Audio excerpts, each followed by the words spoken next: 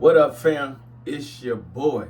About to do this. Got to do this thing. We about to get on to it. I know Tuesday was a fail, but Wednesday's gonna be greatest of all times. We got some discussions, we got some rants, we got some talk abouts, but you know what we do? Just me and the crew.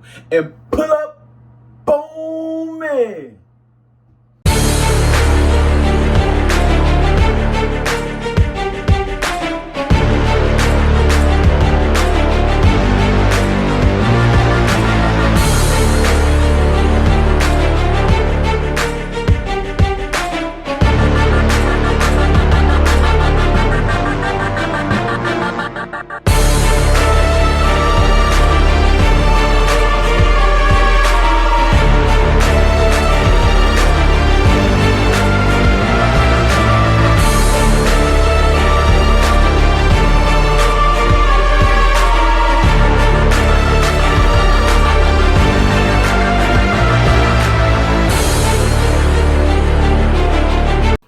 Yo, so what's the get down? What's the word? What's we really talking about today? Today's conversation is going to be talking about the Force Ghost with Anakin Skywalker, that episode 5, The Shadow Warrior.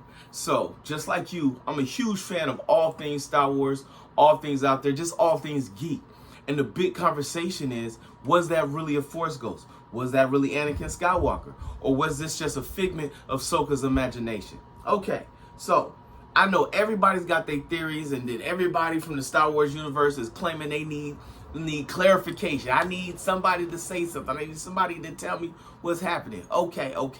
First of all, calm down. You know what I'm saying? We're going to break this down for you. I'm going to give you, off of everything I've seen, after everything I've watched, Star Wars Rebels, Star Wars Clone Wars, all the Star Wars movies, Rogue One, and everything, on what the information that we gathered, and we're going to piece it together this way. Because some of y'all are making this way more difficult than it has to be. You know what I mean? So, we know that Anakin Skywalker was not conceived naturally. That his mother was literally impregnated by the midichlorians. And for those that don't know what midichlorians is, it's the living force itself. Yeah, so Anakin's mother woke up one day and bam, she pregnant, and she ain't have the day after pill. You know what I'm saying? So, with everything that was popping off and everything that was going, she naturally gave birth to a child created by the Force. So, was that Anakin Skywalker? Yes. His Force Ghost is going to look different than Obi-Wan Kenobi's, than Yoda's, because you got to remember that when they died and when they passed away, they become part of the Force, in which why their Force Ghosts can come back because they hold on to the essence of who they are. Anakin Skywalker was literally created by the Force. So technically, he's almost is the Force. He's part Force, part human, or Terran, however you want to look at it. So when he is in this world between worlds with Ahsoka, she is literally meeting her master back to give her her final lesson. Now, that first fight, when she's fighting with Anakin and he breaks out the blue lightsaber, she goes into battle.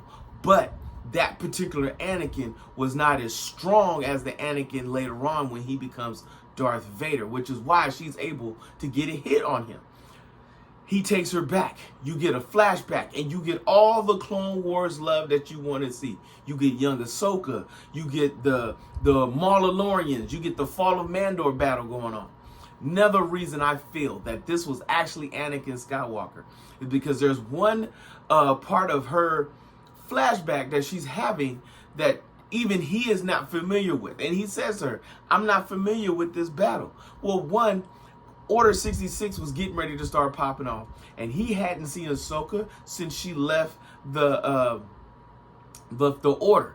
So you had the Mandalorians running around, you had Bo-Katan running around, you had all these things popping off because Maul wanted to kill Palpatine and his new Sith warrior, which was I can't talk, which was Anakin Skywalker, aka Darth Vader.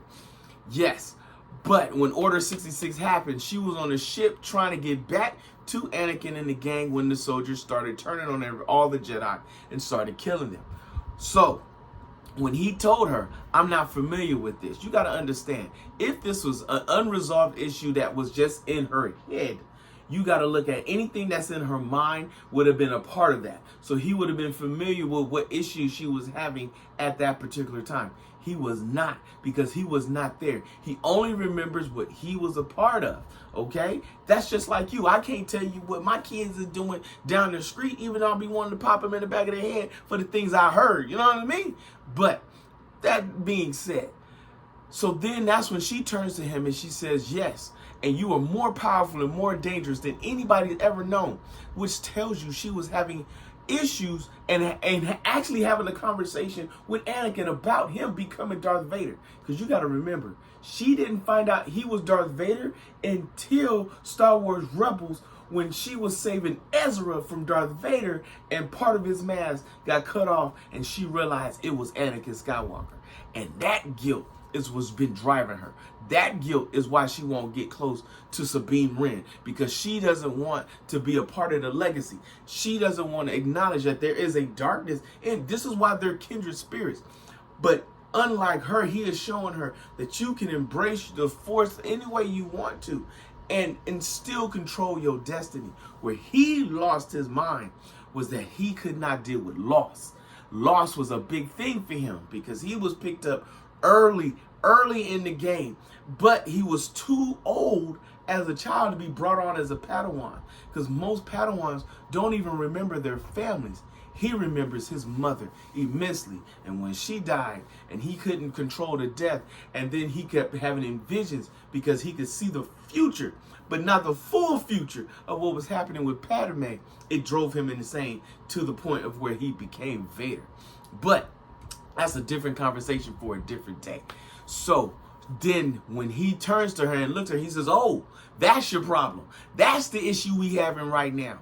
He said, okay, I got you. And then when he drew his lightsaber again, it was the red blade. It was the Force Awakening. It was Anakin Skywalker. It was Darth Vader. It was the Sith among Sith. It was the man among boys. He came out there blazing and fighting as she's fighting along. And then she chose mercy.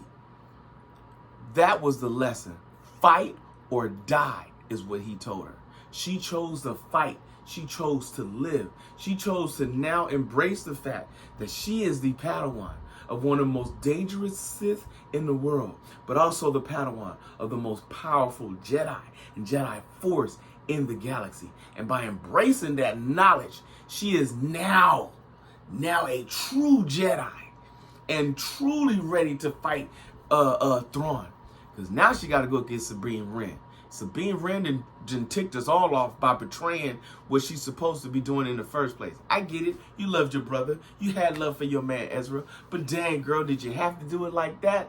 Anyway, yo, I need y'all people to pay attention to what's popping and what's good. Because these next few episodes, I haven't watched the latest one yet. But I'm telling you, we about to go into territory because these, I told you, are going to lead into 3 movies. Thrawn's War. We got a new war coming. And we need all the Jedi that we can muster. You feel me? Alright, folks. I hope you like the new theme. I hope you like the new look. Afro Tug Nation, we about to go into this. Keep an eye on my TikTok as the short's going to come through. The short's going to be dropped here too. I plan on trying to just spend as much time as I can on this Geek Town because everything is just ramping up to the biggest things in my life. Ooh, I can't begin to tell you what we doing around here. But until then, you see your mans in the streets, hit them with the beats and hit them with a jingle jangle, baby. Jingle jangle. It's caught in the crossfire.